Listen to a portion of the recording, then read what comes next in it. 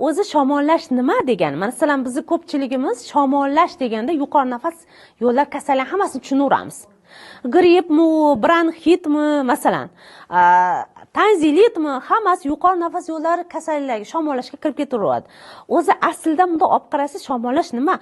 Shunaqaki, o'ta sovuqda qolib ketdingiz yoki o'ta issiqda qolib ketdingiz, o'sha joyda mesni, ya'ni joydagi qon aylanishini buzilishi bo'ldi va bizni ichimizda shartli patogen mikroblar bo'ladi. Ya'ni biz immunitetimiz yaxshi bo'lganda sen dosiyman deb yuradigan, immunitet tushganda o'zini patologik holatni ko'rsatuvchi mikroblar bo'ladi. Mana shular aktivlashishi bilan bog'liq va bu holat hamma shamollashda 2%, 3% ni tashkil qiladi xolos.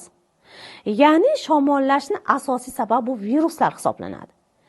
Ko'p viruslar, masalan, adenovirus bo'lishi mumkin, masalan, covidni viruslari bo'lishi mumkin, gripp, paragripp, har xil viruslar sababli bo'ladi. Endi biz ko'proq morojniyaga bog'lashimizning asosiy sababi nima? Ya'ni bolalarda immunitet past. Ko'proq bu kimda kuzatiladi? Immunitet past bolalarda, kamqon bolalarda kuzatiladi. Ya'ni nima uchun? Birdan qizib turgan qozonga sovuq qo'ysak nima bo'ladi? Otib yuboradi, to'g'rimi? Xuddi shunaqa, ya'ni isib turgan organizmga, qizib turgan organizmga birdan sovuq suv berishimiz qon tomirlar spazmga olib keladi. Va o'sha joyda qon aylanishining buzilishi va u yerdagi shartli patogen mikroblarni aktivlashi boshlanadi.